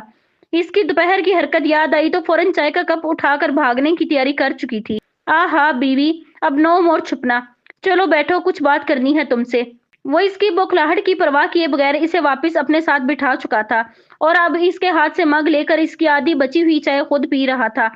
क्या बात करनी है आपको? इसके बौखलाहट से सवाल करने पर इसके चेहरे पर मुस्कुराहट आई थी, जो आज बात बे बात आ रही थी। मुझसे दोस्ती करोगी? नौफल अहमद इसके चेहरे को मुस्कुरा कर देखता हुआ गोया हुआ था। क्यों? इसकी बौखलाहट अरूज पर थी। मुबादा वो कोई ऐसी वैसी हरकत ना कर दे, और अब तो वो पूरे घर में अकेले थे। क्या तुम्हें अच्छा नहीं लगेगा मुझसे दोस्ती करना? सवाल के बदले सवाल हाजिर था। ایسی بات نہیں ہے، پاپا نے صبح بتایا تھا کہ میاں بیوی دوست ہوتے ہیں اور رازداں بھی، اور اللہ ایسے لوگوں سے خوش ہوتا ہے۔ اس کی معصومیت سے بتانے پر وہ پھر بہکنے لگا تھا۔ اس کی چھوٹی چھوٹی باتیں بھی اسے اندر تک سکون پہنچاتی تھیں، چاہے ان کا کوئی بھی مطلب کیوں نہ ہو۔ اچھا، اور کیا کیا بتایا؟ اس کے لہجے کی شرارت سمجھے بغیر وہ رٹو طوطے کی طرح اسے سب بتاتی چلی گئی تھی، اور وہ یک ٹک اس کے ہلتے ہلتے لب دیکھ رہا تھا۔ وہ اسی طرح اس کو اپنی باتوں میں لگا کر اس کی بوکھلاہٹ اور جھجک کم کر دیتا تھا۔ اب بھی یہی ہوا تھا، اور وہ اب دوپہر کی اس کی حرکتیں بھول گئی تھی۔ پھر تم نے کیا سوچا؟ تم بھی دیکھو گی مجھے ایسے؟ مگر تمہیں تو دیکھنا آتا ہی نہیں۔ اس کے خاموش ہونے پر اس نے فوراً اپنے مطلب کا سوال کیا تھا۔ مجھے آ گیا نا دیکھنا، پاپا نے بھی تو دیکھا تھا مما کو، ویسے ہی میں بھی دیکھوں گی، پھر اللہ بھی مجھے دیکھ کر مسکرائے گا۔ دادی نے صحیح کہا تھا، وہ اللہ سے محبت ہر چیز سے زیادہ کرتی ہے، اور اسے راضی کرنے کو کچھ بھی کر سکتی ہے، چاہے اس کام کا مطلب پتا ہو یا نہ ہو۔ جیسے اب دیکھنے کی معنی خیزی کو سمجھے بغیر اللہ کے خود کو مسکرا کر دیکھنے کے لالچ میں اسے مسکرا کر دیکھنے کی کوشش کر رہی تھی، اور وہ تو اس کی ہر ادا پر پہلے سے زیادہ سرشار ہو رہا تھا۔ آپ ایسے کیوں دیکھ رہے ہیں؟ اس کی گہری نگاہوں سے پزل ہوتی ہوئے اسے ٹوک گئی تھی، تاکہ اللہ مجھے بھی پیار سے دیکھ کر مسکرائے۔ وہ اب بھی مسلسل اسے دیکھ رہا تھا۔ ہاں تو ایسے مت دیکھیں جیسے میں دیکھ رہی تھی، ویسے دیکھیں۔ آپ بہت عجیب دکھ رہے ہیں ایسے۔ وہ مردوں کی معنی خیز نظروں سے بالکل بے بہرا تھی، تبھی الجھ رہی تھی، کیونکہ اب تک اس کا ایسی نظروں سے سامنا نہیں ہوا تھا، اس لیے اس کے ہر بار دیکھنے پر وہ الجھ جاتی تھی۔ اوکے، اب ایسے نہیں دیکھتا۔ اس کی بڑھتی الجھن پر اس نے اپنی نظروں کا زاویہ بدلا تھا، پھر نارمل ہو کر اس نے سے مخاطب ہوا تھا۔ تم مجھے تجوید سکھاؤ گی؟ دادی لو بتا رہی تھی، کاریوں جیسا انداز ہے تمہارا، اور میں خود بھی سن چکا ہوں۔ جی سکھا دوں گی، مگر اس سے تو میرا مقام بڑا ہو جائے گا آپ سے، تو پھر آپ کو میری عزت کرنی پڑے گی، خود سے بھی زیادہ۔ اس کا لہجہ شرارتی سا تھا، جیسے اپنے گھر والوں کے ساتھ ہوتا تھا، ایسے ہی ان کی سردارنی بنی رہتی تھی۔ اچھا، تو اب کس کا بڑا ہے؟ آپ کا۔ دادی بتا رہی تھی شوہر کا درجہ بڑا ہوتا ہے اور بیوی کا چھوٹا، تو اب تمہارا کیسا بڑا ہو جائے گا؟ وہ پھر اسے سوالوں میں الجھا رہا تھا۔ میں آپ کو پڑھاؤں گی تو آپ کی ٹیچر بن جاؤں گی نا، اور ٹیچر کا درجہ ماں باپ سے بس ایک درجہ کم ہوتا ہے، اور پھر آپ کو میری ہر بات ماننی پڑے گی، جو میں ہوم ورک دوں گی وہ آپ کو سب کرنا پڑے گا، اور پھر مجھے بیوی کی جگہ ٹیچر کہنا پڑے گا۔ اس کے کہنے پر وہ بے ساختہ ہنسا تھا۔ ٹیچر تو میں مان لوں گا اور ہوم ورک بھی سب کروں گا، مگر میں تمہیں ٹیچر نہیں بولوں گا۔ کیوں؟ بھومیں چکائی تھی، کیونکہ تم میرے لیے بیوی ہو، اور بیوی میں ہی سب کچھ، اور میرے لیے یہی تمہارا نام ہے، اس لیے بیوی کہنے کی رعایت دے دو۔ ٹھیک ہے، اس کی اجازت دینے پر وہ خوش ہوا تھا۔ وہ اس کے ساتھ بچوں کی طرح باتیں کر کے جیتا تھا۔ تم نے پوچھا نہیں بیوی میں اتنا بڑا ہو گیا ہوں اور قرآن پڑھنا نہیں آتا اور نہ نماز آتی ہے؟ اس کے پوچھنے پر حیات اس کی طرف متوجہ ہوئی تھی۔ دادی کہتی ہیں جب کوئی تم سے کسی چیز کا سوال کرے اور وہ جائز ہو تو اس کی وجہ مت پوچھو، بس سوال پورا کر دو، اگر پورا کرنے کے قابل ہو، کیونکہ پوچھنے سے سوال کرنے والا شرمندگی کے زیر اثر آ جاتا ہے، اور ہو سکتا ہے وہ تمہارے پوچھنے سے اپنا سوال واپس لے لے۔ تو میں نے ویسا ہی کیا۔ پڑھتے ہوئے مجھے خود سمجھ میں آ جائے گا کہ آپ کو کتنا آتا ہے۔ اس پل وہ کہیں سے بھی دوپہر والی حیات نہیں لگ رہی تھی۔ اس کے بڑوں والے معصوم انداز پر اس کا دل چاہا اس کا منہ چوم لے۔ صحیح کہا تھا دادی نے، اور وہ مومنوں میں سے ہے۔ تو پھر کب سے سٹارٹ کریں گے؟ کل سے۔ کل میں سب لے آؤں گا جو جو پڑھانا ہوگا۔ ٹھیک ہے جی، ٹھیک ہے۔ اور اب میں کھانا بنا لوں؟ میرے لیے بھی بناؤ گی؟ جی، دادی کہہ رہی تھی کہ آپ کو گھر کا کھانا کھلانا ہے، باہر کے کھانے کا کچھ بھروسہ نہیں ہوتا، اور میں اچھا کھانا پکاتی ہوں۔ اس کی جھجک پر وہ اس کے مطلب کی باتیں کر کے بالکل ختم کر چکا تھا۔ چلو پھر تو میں بھی تمہاری ہیلپ کرتا ہوں۔ اسے زبردستی کندھوں سے تھام کر کچن کی طرف چل دیا تھا۔ کھانا پکاتے اور کھاتے نوفل احمد نے اس کو تنگ نہیں کیا تھا۔ کسی کے فون آنے پر وہ کچھ دیر پہلے باہر گیا تھا۔ وہ عشاء کی نماز اور روزانہ کے وظائف سے فارغ ہو کر سونے کی تیاری کرنے لگی تھی، جب اسے یاد آیا تھا کہ اس کا فون نوفل احمد کے روم میں ہے، اور وہ اس کے کمرے میں آئی تھی اور نظر اس کے بیڈ پر گئی تھی، اور پھر اس کی نظر پلٹنا ہی بھول گئی تھی۔ اس کا گاؤن اس کے بیڈ کے سرہانے بڑی احتیاط سے رکھا تھا۔ جہاں وہ نوفل احمد کے لیے اس کی قربت کا ثبوت تھا، وہیں وہ اس کی بے حجابی کا درد بھی تھا، اور اس کو وہاں رکھ کر نوفل احمد خان ایک بار اور اسے بڑے درد سے دو چار کر گیا تھا۔ کیا ہوا عتیق؟ اتنی ایمرجنسی کال؟ اس کا لہجہ بتا رہا تھا کہ اسے اس کا کال کرنا کچھ خاص پسند نہیں آیا۔ ضروری تھی سر، کانسٹیبل روبی کی کال تھی، ان دونوں کی حالت بہت خراب ہے، وہ پوچھ رہی ہیں کیا کرنا ہے۔ آپ کے نمبر پر کال کی، آپ نے ریسیو نہیں کی۔ عتیق نے اس کے غصے کی وجہ سے جلدی جلدی ریزن بتایا۔ چلو وہیں۔ اس کے حکم پر عتیق نے گاڑی بھگانی شروع کر دی تھی۔ 15 منٹ بعد وہ لوگ ممبئی سینٹر کے ویسٹ میں تھے۔ नौफल हमें माफ कर दो, छोड़ दो हमें। मानिया चौधरी और नताशा इसे देखते इसकी तरफ बढ़ने की कोशिश कर रही थी। एक पल को इनकी हालत देखकर उसे अफसोस हुआ था, मगर इनकी हरकत याद आते ही उसका खून फिर से खोल उठा था। अब क्या करना है सर? रूबी के पूछने पर वो कुछ देर सोचता रहा था। इन्हें इनके घर पहुंचा दो। उम्मीद है अब शायद ये सुधर जाएं। इन्हें आजादी का मसला सुनाकर वो दरवाजे की सिमत बढ़ा था। फिर कुछ याद आने पर वापस इनकी तरफ आया था। मानिया चौधरी, तुम्हें बता दूं मेरी बीवी कौन है, कैसी है। घुटनों के बल बैठता बेदम पड़ी मानिया की तरफ झुका था, जिसको कभी किसी गैर मर्द ने नहीं देखा, जिसके दिल दिमाग से कभी किसी गुनाह का ख्याल भी गुजरा नहीं, जिसे गुनाहों के रास्तों की खबर तक नहीं। तुम लोगों ने कहा था कोई शरीफजादी नौफल अहमद खान की किस्मत में नहीं है, तो बता दूं नौफल अहमद खान को अल्लाह ने शरीफजादी नहीं बल्कि एक मोमिना दी, ऐसी मासूम जो अल्लाह की पसंदीदा बंदियों में होती है। नौफल अहमद खान के लिए इसके रब की तरफ से रोशनी की वो मशल, जिसकी रोशनी सारे अंधेरों को मिटा देती है। और जानती हो ऐसा क्यों है? क्योंकि हराम की दुनिया में जाने के बाद भी नौफल अहमद खान कभी जना शबाबो शराब के करीब भी नहीं फटका। और एक खास बात बताऊं, वो मिनाल की सिस्टर है। तुम जैसी औरतों की वजह से नौफल अहमद खान, जो औरतों से इस दर्जा नफरत करने लगा था कि उनकी तरफ देखना भी अपनी तौहीन समझता था, और जिस लड़की को अपनी जारहियत में ब्याह कर लाया था, इससे एक पल के लिए भी नफरत नहीं कर पाया। एक पल के लिए भी। वो मेरा इश्क मिजाजी है जो मुझे इश्क हकीकी तक लेकर जाएगा। मगर तुम जैसे लोग ऐसी पाकीज़गी को नहीं समझते। अब भी वक्त है तौबा कर लो, वरना तुम लोगों की वजह से जो मेरी बीवी ने सहा है ना, दिल चाहता है तुम लोगों को भी इसी अजियत से गुजारो। इसके सर्द और ठंडे लहजे पर दोनों कांप कर रह गई थी, और अपने हाथ इसके पैरों पर रखने की कोशिश की थी, जिनके इसके पैरों तक पहुंचने से पहले ही वो अपने पैर हटा चुका था। जानती हो जान से क्यों नहीं मार रहा तुम लोगों को? शायद मेरी तरह अल्लाह ने तुम्हें भी हिदायत देने का इरादा किया हो, और दूसरी वजह तुम्हारी वजह से ही मुझे मेरी बीवी मिली है। अपनी बीवी के सदके नौफल अहमद खान ने माफ किया तुम लोगों को। कांस्टेबल रूबी को इन दोनों का एड्रेस देता वो अपनी जन्नत की तरफ चल दिया था, जहां इसकी रूहें रवां मौजूद थी। वो यावर कुरैशी को भी आजाद करवा आया था।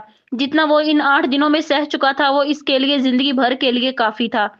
इसके कदम अपनी मंजिल की तरफ जा रहे थे, जिनकी सरशारी इसके मदहोश होने का पता दे रही थी। मगर किस्मत एक बार फिर इम्तिहान का एक छोटा सा पर्चा इसके लिए तैयार कर चुकी थी। वह इस गाउन को अपने जिस्म से लगाकर देख रही थी।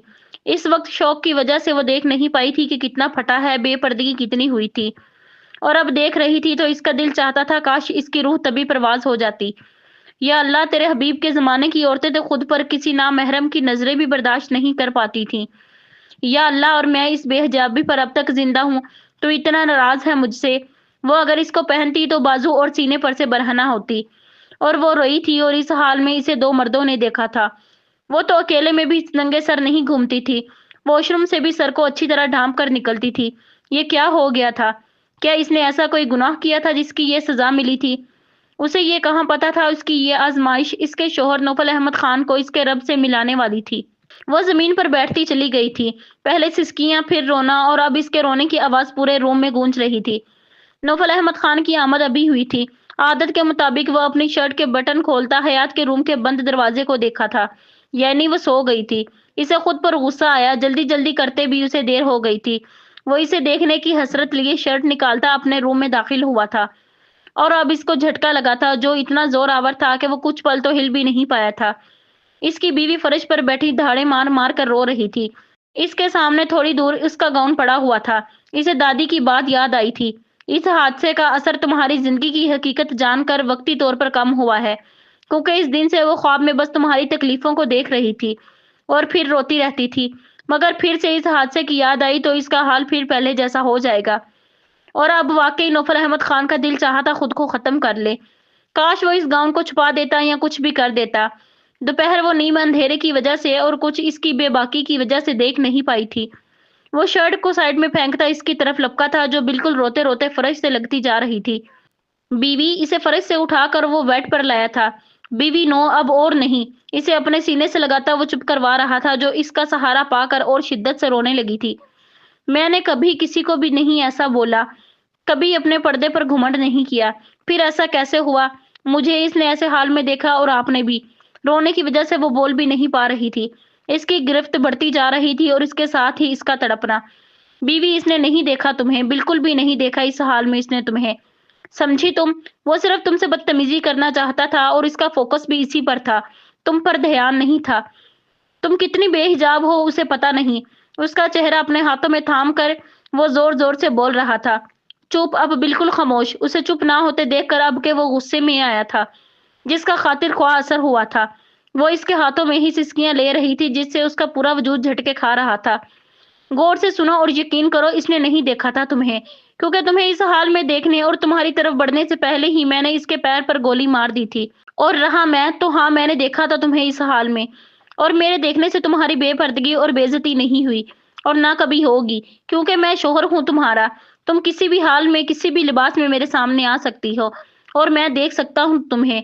इससे अल्लाह नाराज नहीं होगा और वो तुमसे नाराज नहीं था, इसलिए तो मैं अकेला ही इस रूम में पहुंचा था। फिर इसके बाद मैंने तुम्हें मुकम्मल छुपा दिया था सबसे, खुद से।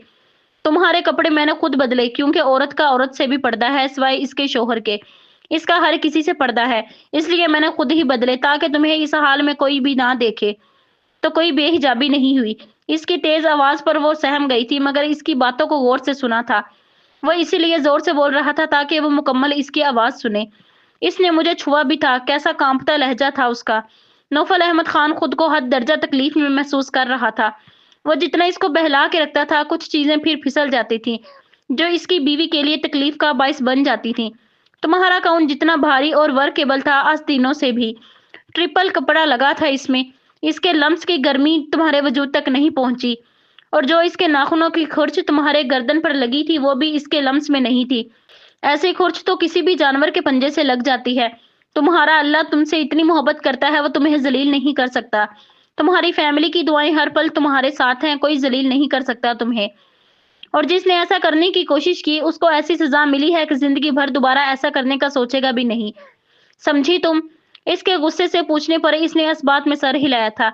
इसकी सख्त गिरफ्त और गुस्से से खाइफ होती वो मुश्किल अपनी सिसकियां रोक रही थी, जिससे वो पूरी तरह कांप रही थी। लब कुछ कहने की चाह में फड़फड़ा कर रह गए थे। वो किस बेबसी से इसकी तरफ देख रही थी, ये नौफल अहमद खान की बर्दाश्त की हद थी। अगले पल वो इसको आजाद करता खड़ा हुआ था। इसके ऐसे करने पर वो बेजान होती बेड पर लेटने के अंदाज में गिरी थी। अगर नौफल अहमद इसका रोना नहीं रुकवाता तो शायद वो बेहोश ही हो जाती। तुम्हारे 3 मुजरिमों को सजा मिल गई है, चौथे को नहीं मिली। इसलिए मैं तुम्हारी इस तकलीफ का मुदावा नहीं कर पा रहा। तुम्हारा सबसे बड़ा मुजरिम मैं हूँ। अगर मैं उस दिन तुम्हारी बात मान लेता, तुम्हारा खौफ समझ आता और तुम्हें वहां ना लेकर जाता, और अगर ले गया था तो तुम्हें चादर से आजाद ना करता। अगर मैं ऐसा करता तो तुम्हारे साथ से ये सब ना होता। इसलिए असल सजा का हकदार मैं हूँ। इसकी बातें सुनती वो बिल्कुल खौफ से पीली पड़ रही थी कि वो क्या करने वाला था। और फिर नौफल अहमद खान अपनी बेल्ट खींचकर अपनी नंगी कमर पर बरसाने लगा था, और इसकी बेल्ट की आवाज के साथ हयात की दिलसोज चीख कमरे में गूंजी थी। और अगले पल बेड से उठकर इसकी तरफ बढ़ती वो बीच में ही बेहोश होकर फर्श पर गिरने वाली थी। नौफल अहमद, जो इसी की तरफ मतवज्जा होकर खुद को सजा दे रहा था, इसे फर्श पर गिरते देखकर आगे बढ़कर इसे गिरने से रोक गया था। कब सोचा था उसने इतने खूबसूरत दिन की रात इतनी तकलीफ दे होगी। इसे मताए जान की तरह संभाले वो इसे गोद में लिए फर्श पर ही बैठ गया था। मैं गुनहगार हूँ, बीवी नहीं हूँ मैं तुम्हारे काबिल। अब तक तुम्हें खुश और मुतमईन नहीं रख पाया। करब से बोलता वह इसे बच्चों की तरह खुद में छुपा रहा था। होश करो बीवी और इम्तिहान ना लो। आज डॉक्टर आयशा भी यहाँ नहीं है, तुम्हें बाहर नहीं ले जा सकता। प्लीज होश में आओ। मत सताओ यार, जिंदगी ने कम सताया है क्या, अब तुम भी सताओगी? कुछ नहीं है यार नौफल अहमद खान के पास तुम्हारे सिवा। तुम्हें पाकर अमीर हुआ था और अब फिर से गरीब मत करो यार। 15 साल पहले वो अपनी माँ के लिए रो रहा था और 15 साल बाद अपनी बीवी के लिए। इसकी बीवी का चेहरा इसकी गर्दन में छुपा हुआ था। जब इसे महसूस हुआ इसके लब इसकी गर्दन पे अपना लम्स छोड़ रहे हैं, इसने तड़प कर इसका चेहरा अपने सामने किया था। वो होश में थी, कुछ बोलना चाह रही थी, मगर इसके होंठ फड़फड़ा कर रह जाते। जब बोलना नहीं गया तो वो गर्दन को नफी में हिलाने लगी थी। आंसू बेतहाशा बह रहे थे। बीवी ठीक हो तुम? इसके पूछने पर इसने नफी में इशारा किया था। इसकी हालत बिगड़ती जा रही थी, सांसों की रफ्तार स्लो हो रही थी। इससे पहले इसकी सांसें रुकती, एक बार फिर नौफल अहमद खान बिना सोचे समझे इसकी सांसों में अपनी सांसें मिलाने लगा था। पहली बार के अमल में वो बेहोश थी, मगर इस बार वो इसके होश में ऐसा कर रहा था। और इस लम्स में कब इसके जज्बात शामिल होकर शिद्दत इख्तियार कर गए, इसका एहसास इसे हयात के कराहने पर हुआ था। इसकी सांसें बहाल होने पर वो इसे लिए बेड पर आया था। اسے لٹا کر واش روم سے ٹاول گیلا کر کے لایا اور اس کا دوپٹہ اس کے جسم سے الگ کر کے سائڈ پہ رکھا۔ پھر اسے گیلے ٹاول سے اس کا چہرہ، گردن، ہاتھ پیر اچھے سے صاف کیے۔ پھر اس کو اچھے سے بلینکٹ اڑایا جس سے اس کے حواس کچھ بحال ہوئے تھے۔ وہ ٹاول واش روم میں رکھنے کے لیے بڑھا تو حیات اس کا ہاتھ پکڑ کر روک رہی تھی۔ خوف اس کے چہرے سے حویدہ تھا۔ اسے ڈر تھا وہ کہیں پھر سے خود کو مارنے نہ لگے۔ اس کے نفی میں گردن ہلانے اور اس کی بیلٹ کی طرف نظر ڈالنے پر وہ سمجھ گیا تھا کہ اب وہ کیوں اس کو روک رہی ہے۔ کام ڈاؤن بیوی، اب نہیں کر رہا ایسا۔ تم ٹھیک ہو جاؤ پھر خود سزا دے دینا۔ اس کے اس طرح بولنے پر وہ پھر بدکی تھی اور اس کے ہاتھ پر گرفت مضبوط کر کے کھینچنے لگی تھی۔ پتہ نہیں کیا خوف لاحق ہو گیا تھا جو پھر وہ بگڑتی جا رہی تھی۔ اوکے ویٹ، میں فریش ہو کر آتا ہوں، ٹھیک ہے؟ اس کے کچھ بولنے سے پہلے وہ واش روم کی طرف بڑھا تھا اور 5 منٹ بعد پھر اس کے سامنے تھا۔ زمین سے بیلٹ اٹھا کر ٹیبل پر رکھنے کی نیت سے جھکا تو حیات کے چیخنے پر پھر اس کی طرف بھاگا، جو اس کے بیلٹ اٹھانے سے پھر سے خوف زدہ ہو گئی تھی اور نفی میں سر ہلاتی شاید اسے روکنے کی کوشش کر رہی تھی۔ نو، بیوی بیلٹ کو صرف اٹھا کر رکھ رہا تھا۔ اب بس، نو ڈرنا اور نو رونا۔ اس کے ساتھ ہی اس کے بلینکٹ میں لیٹتا، اسے اپنے حصار میں چھپاتا، پرسکون کر رہا تھا۔ اگر وہ ہوش میں ہوتی تو اسے کب اس طرح کرنے دیتی، مگر اس وقت وہ خود اتنی ڈری ہوئی تھی اور شاید اسے خود ضرورت تھی اس کے سہارے کی۔ وہ اتنی پتلی دبلی تھی کہ اسے ایسا محسوس ہو رہا تھا جیسے کسی کمسن بچی کو خود میں چھپایا ہوا تھا۔ اس کے وجود میں وہ بالکل ہی گم ہو رہی تھی۔ اسے خود میں بھینچنے کی شدت میں اضافہ ہوا تھا اور وہ اس کے آغوش میں سمٹتی خود کو اس کے خوف سے بچا رہی تھی۔ اور پھر کتنی دیر تک وہ اسے سمجھاتا، تسلیاں دیتا، آخر کار سلانے میں کامیاب ہو چکا تھا۔ رات دھیرے دھیرے بیت رہی تھی مگر نیند نوفل احمد خان کی آنکھوں سے کوسوں دور تھی۔ وہ صبح میں ہونے والے اس کے ری ایکشن کے بارے میں سوچ رہا تھا اور نہ جانے کب وہ بھی اس کے وجود کی نرمیوں میں گم ہو کر نیند کی آغوش میں چلا گیا۔ وہ بنا دوپٹے کے دادی کی آغوش میں لیٹی ہوئی تھی اور دادی اسے اماں عائشہ پر تہمت کا قصہ سنا رہی تھی۔ پھر اسے سورہ نور کی شروع کی 10 آیتوں کو تفسیر کے ساتھ پڑھنے کے لیے کہا تھا۔ ان کے حکم پر اس نے ایسے ہی پڑھنا شروع کیا تھا۔ جیسے جیسے وہ پڑھتی جا رہی تھی ویسے ویسے کوئی اس کے وجود کو لباس کی طرح چادر سے ڈھانپتا جا رہا تھا۔ تلاوت کے بعد جو چیز اسے سمجھ میں آئی تھی وہ اللہ کی طرف سے آزمائش میں اس کے قریب ہونا یا پھر اس سے دور ہونا تھی۔ جیسے اماں عائشہ صرف اللہ کے سامنے فریاد کناں ہوئی تھی اور اللہ ان سے اس طرح راضی ہوا تھا کہ قرآن میں ان کی پاکیزگی کی گواہی خود دے دی، یہ 10 آیتیں اتار کر۔ اس کا مطلب اس کی بھی یہ آزمائش تھی، مگر اماں عائشہ کی تکلیف کے سامنے تو کچھ بھی نہیں تھی اور دشمنوں کو ان کے کیے کی سزا مل گئی۔ وہ زمانہ میں زندگی بھر کے لیے رسوا ہو گئے۔ اب اس کو چادر ڈھانپنے والا خود بھی اس کے اسی چادر میں خود کو بھی ڈھانپنے لگا تھا جیسے وہ اس کا بھی لباس ہو۔ اس نے اس سے دور ہونے کی کوشش کی تھی مگر دادی نے اسے منع کر دیا تھا، وہ یہ کہہ کر کہ یہ اللہ نے تیرا محافظ اتارا ہے اور تم دونوں ہی ایک دوسرے کا لباس ہو۔ اس نے اس کا چہرہ دیکھنے کی کوشش کی تھی جو اس کے ساتھ ہی دادی کی گود میں سر رکھے ہوئے تھا اور اس کے بے حد قریب تھا۔ اسے دادی کے سامنے اس طرح بہت حیا آئی تھی۔ وہ چہرہ اب اس کے چہرے کے قریب تھا اور پھر وہ چہرہ اس کے سامنے ہوا تھا تو وہ دیکھ کر حیران رہ گئی تھی۔ وہ کوئی اور نہیں، اس کا شوہر نوفل احمد خان تھا۔ اس کی آنکھیں فجر کی اذان کے الارم سے کھلی تھی۔ یا اللہ، یہ کیسا خواب تھا جس نے اسے اس کی ساری ٹینشن، ڈپریشن سب سے فری کر دیا تھا۔ اسے محسوس ہوا تھا جیسے کسی نے اسے باندھا ہوا ہے۔ دھیان دیا تھا تو دیکھا اب نوفل احمد خان اس کو بری طرح جکڑے گہری نیند سو رہا ہے، جیسے اگر چھوڑ دیا تو وہ کہیں غائب نہ ہو جائے۔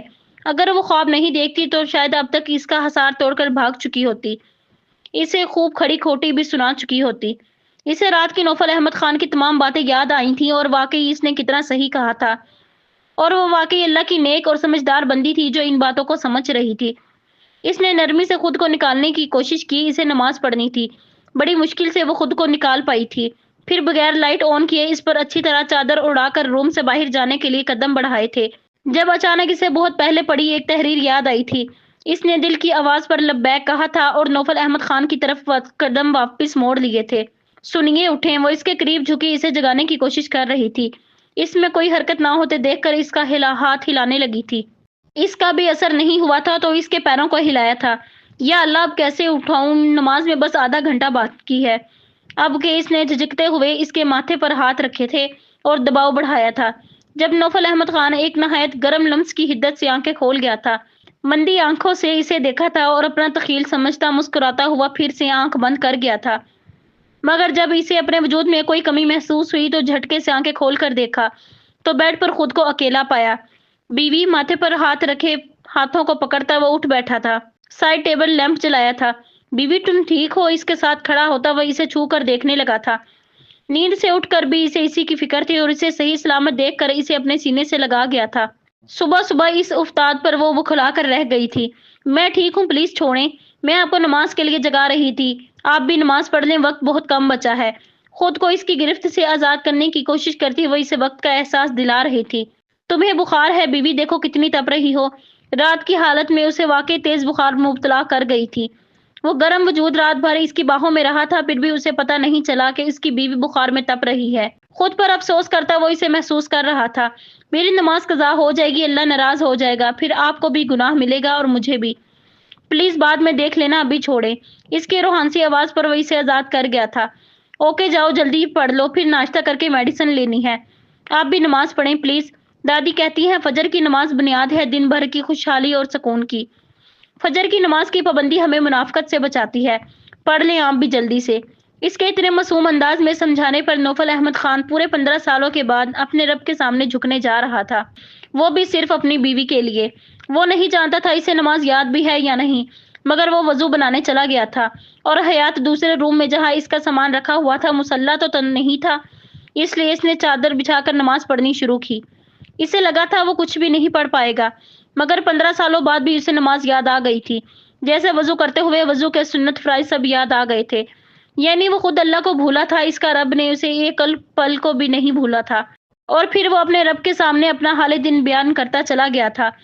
وہ نہیں جانتا تھا وہ کتنا رو رہا تھا، اسے بس اتنا پتا تھا آج وہ صحیح غمگسار کے پاس آیا ہے۔ کتنی دیر تک وہ ایسے ہی اپنے رب کے سامنے بیٹھا رہا تھا، اور بے شک اللہ نے خود فرمایا وہ نہایت مہربان اور رحم کرنے والا ہے، اپنے بندوں کی ایک ہی پکار پر لبیک کہنے والا ہے۔ کوئی ایسا رب جو اتنی غفلت کے بعد بھی تمہیں اپنے در پر نہ صرف بٹھاتا ہے بلکہ تمہیں نوازتا بھی ہے، جو تم سے صرف تمہارے لیے محبت کرتا ہے جس کی کوئی حد نہیں ہے۔